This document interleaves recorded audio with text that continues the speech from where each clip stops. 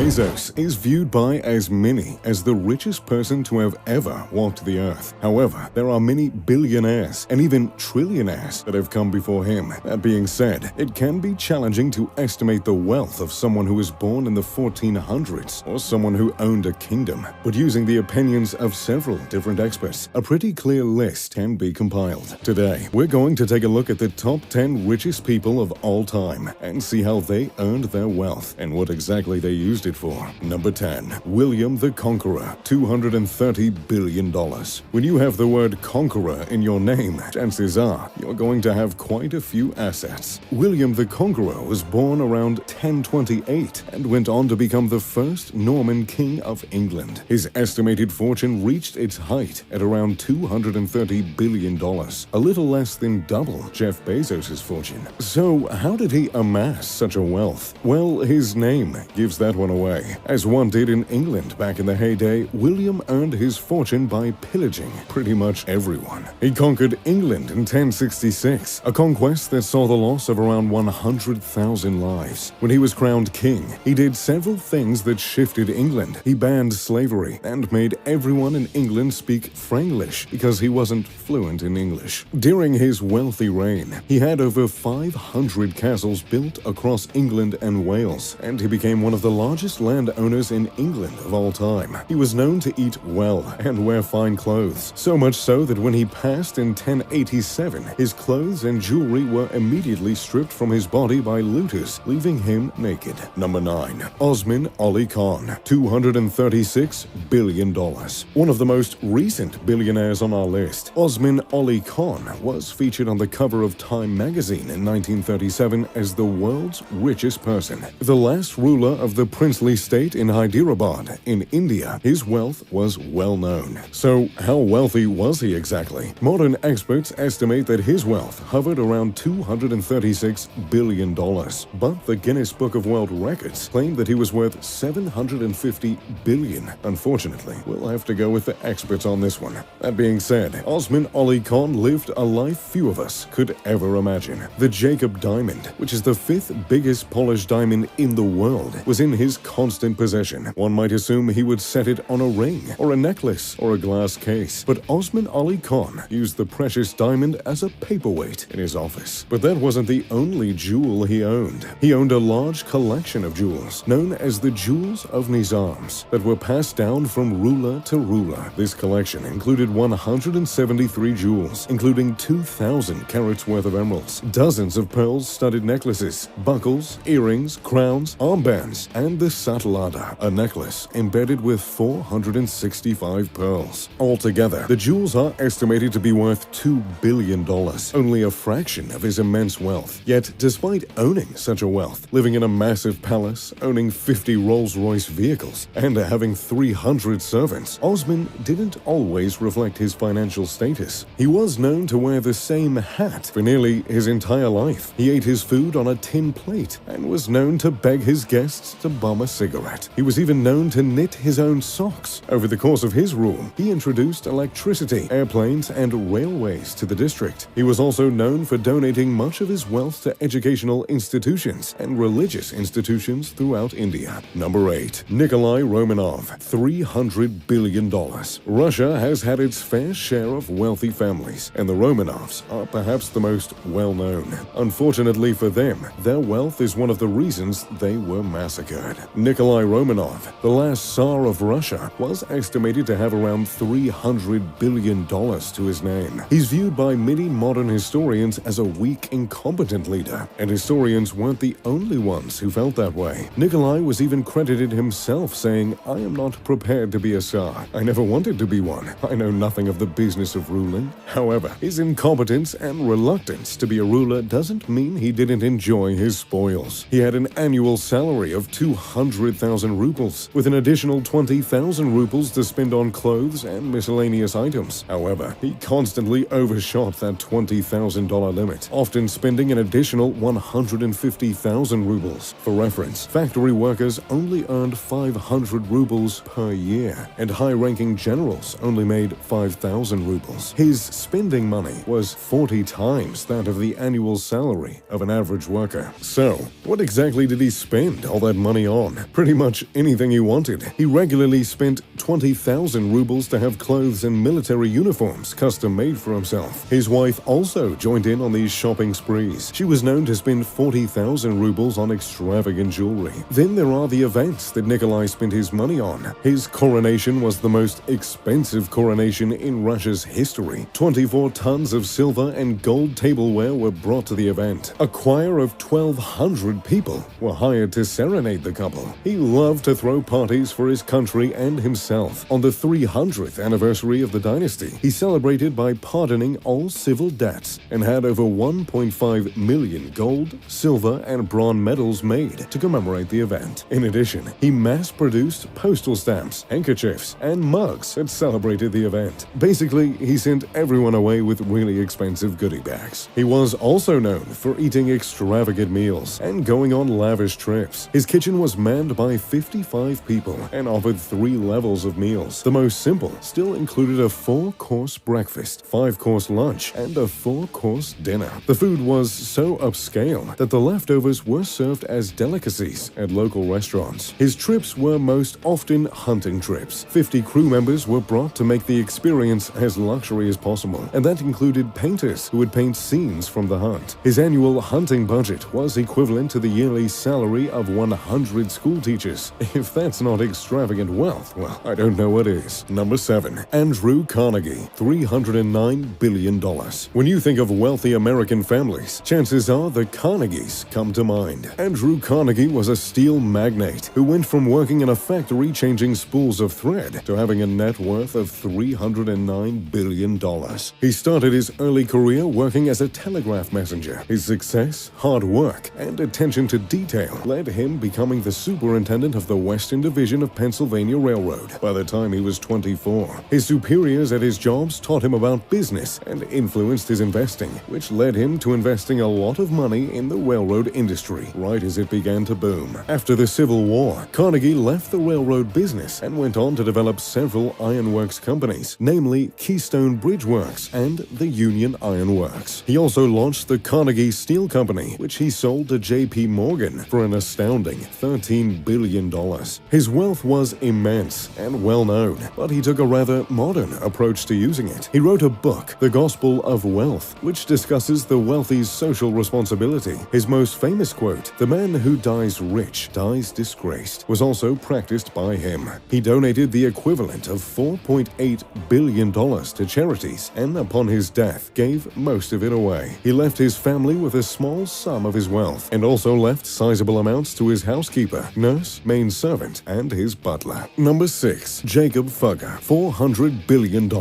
Jacob Fugger was one rich fugger. Jokes aside, Jacob Fugger was actually known as Jacob the Rich, and for good reason. He's estimated to have had a fortune of around $400 billion. Back in the good old 1400s, Jacob's parents earned their fortune trading textiles with Italy. When Jacob came of age, he started mining operations for silver, quicksilver, copper, and cinnabar. He had a talent for investing, and he often spread his wealth across many different industries, and it worked out pretty well for him. By the time he had truly made it, he was loaning money out to the Vatican. His money helped build many of the Vatican's buildings, including the Sistine Chapel. He was known to spend his money on some rather lavish things from time to time, and in a period of extreme wealth in Italy, that often meant building homes, art, and fine clothing. His wife greatly benefited from this. At one point in his life, he bought his wife 40,000 guilders worth of jewelry. His own home was 4 stories tall and was, at the time, a modern Renaissance building. There were water fountains and fireplaces in every single room. He was also quite a giver. He funded Fugare, which became the first low-income housing program in the world. There are 52 homes on the property that housed families in difficult situations. The yearly rent was 1 symbolic guilder, though the residences did have to pray for the Fugger family 3 times per day. Fugare is still standing with residents to this day, and they still only have to pay 1 guilder per year, which equals about 88 cents. There's no word on if they still have to pray for the family, however. Number 5. John D. Rockefeller, $400 billion. Good old Jeff may be the most wealthy American right now, but he's got a long way to go to beat the wealthiest American of all time, John D. Rockefeller. That name should sound familiar to you. The oil tycoon tycoon had a fortune of around $400 billion. He founded the Standard Oil Company in 1870, which began to skyrocket in value shortly after. At one point in time, Standard Oil Company controlled 90% of the oil in the United States. His personal wealth became so enormous that his fortune was 2% of the national economy. With all his money, Rockefeller lived an incredibly comfortable life. He owned houses across the United States. Most notably, he owned Kaikwit, a 40-home room with views of New York City. The home took 6 years to complete and featured collections of Chinese ceramics and 20th century art. But the Kaikwit home was just the beginning. The home was set on an estate that would come to be known as the Pocantico Estate. The estate covered 3,510 acres and included 75 houses, 70 roads, and 9-hole reversible golf course, outdoor swimming pools, several tennis courts, a full-sized bowling alley, billiard halls, and its own farm and gardens. Rockefeller wasn't well liked by much of the public, but as he aged, he really stepped his philanthropy game up. He donated 10% of his income yearly to charity. Number 4. Akbar I. Akbar I owned a massive empire in the 1500s, and he had quite a fortune too, estimated to have been around $500 billion, though some estimates say he was worth even more. As a direct descendant of Genghis Khan, he had ruling and conquering in his blood. He worked hard from the moment he took the throne to conquer as much territory as possible, tripling it in the size by the end of his rule. Known as the Mughal Empire, his reign stretched across India all the way into northern Afghanistan. He was most known for his religious tolerance, which was most unheard of in the time. Although he was Muslim, many of his closest advisors and the city leaders were Hindu. He took an active role in uniting the two religions and allowing individuals the freedom to choose. He was known for helping translate Hindu literature, and he even took an active role in Hindu festivals. Little is known about how his wealth was spent, but it is known that he had a lot of it. His empire controlled 25% of the world's GDP for years. His palace was said to have exquisite carvings, wall paintings, and extremely rare furniture. Number 3. Augustus Caesar. Julius Caesar may be more well known, but his heir, Augustus Caesar, was the rich one. He is the only confirmed trillionaire in history, owning a fifth of the wealth of the Roman Empire, which accounted for 30% of the world's GDP at the time. Most experts agree his fortune hovered around $4.3 trillion. On top of the wealth his position as emperor brought, much of his fortune came from inheritance. He inherited 75% of Julius Caesar's wealth, and while no one knows exactly how much that is, Julius was known to have left 300 sesterces to every Roman citizen upon his death. At the time, 300 sesterces was worth 4 months' wages, and that barely put a dent in his finances. But it wasn't just Julius who gave Augustus money. Several wealthy families were known to leave part of their estate to the emperor, hoping it would bring political safety to their own children. During his 40-year affluent reign, he doubles the size of the Roman Empire. He founded a standing army, police and fire services, a courier system, and roads, effectively bringing Rome into the modern age. During his life, he lived in a palace now known as the House of Augustus. The House of Augustus featured entire rooms dedicated to art and weapons. Mosaics were said to cover every floor, and frescoes were said to cover every wall. Upon his death, one of the last recorded things he said was, "I found Rome of clay. I leave it to you of marble."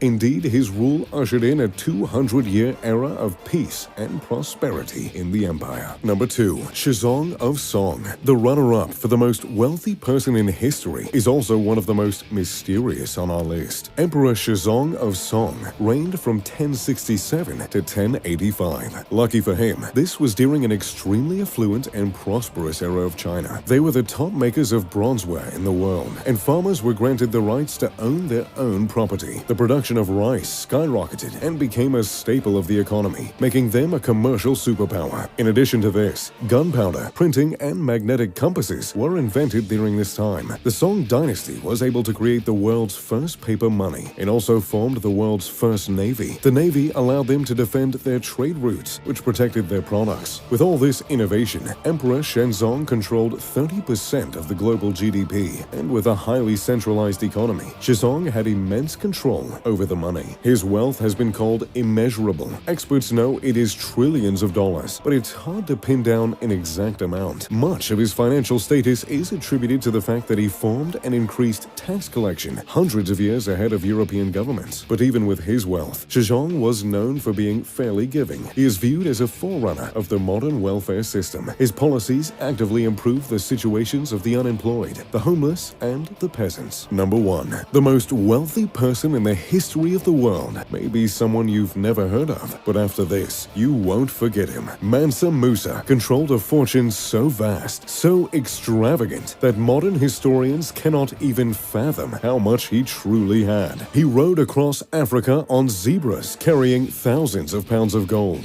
and that was the equivalent of spare change to him. He became the ruler of the Mali Empire in the early 1300s, when his predecessor went missing, trying to find the end of the Atlantic Ocean. It's too bad his predecessor couldn't just stick to land, because he would have had a pretty incredible life. During Mansa Musa's rule, Europe was struggling immensely. Things like the Great Famine, Civil War, and a fun little thing called Black Death brought all the kingdoms of Europe to its knees. But Mali was doing fantastic. It was the world's largest producers of gold and salt, which were the two most important products at the time. Mansa Musa conquered 24 cities and their surrounding districts within the first few years of his rule, yet he remained distant from the rest of the world. Even in Egypt and the Middle East, little was known about him. But that all changed when Mansa Musa began his journey to Mecca. As a Muslim, the pilgrimage was an important part of his religion, but when you have that kind of money, you don't exactly have to rough it. His voyage to Mecca covered 4,000 miles, and he didn't go at it alone. He brought tens of thousands of soldiers, slaves, and heralds. Every single person wore Persian silk and carried gold staffs. The camels and horses carried hundreds of pounds of gold. There were at least 80 camels that carried between 50 to 300 pounds each. As he journeyed through Africa, he was a spectacle for all to see. He often spent frivolously in cities and even gave gold as gifts. Upon hearing he was approaching Cairo,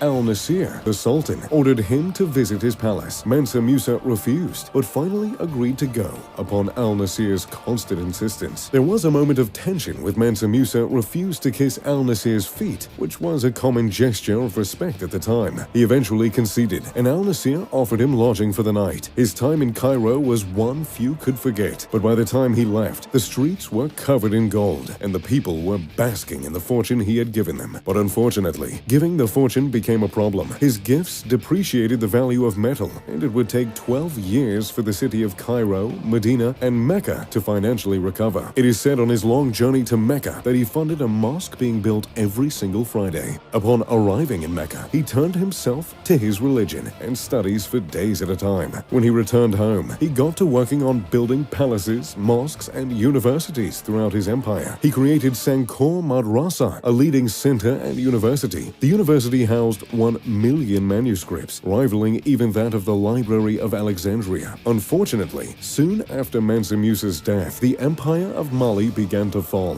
Constant civil war began to weaken the country, and its ability to trade began to diminish. By the 1600s, Mali was being invaded by European cities to exploit its resources, and the rest is history. So, there you have it, the 10 wealthiest people in history. Do you think Jeff Bezos will pass them? Let me know in the comment section down below. If you enjoyed the video, make sure to leave a like and subscribe. Oh, and turn on post notifications. As always, I'm Mr. Luxury. Pip pip to doodly do.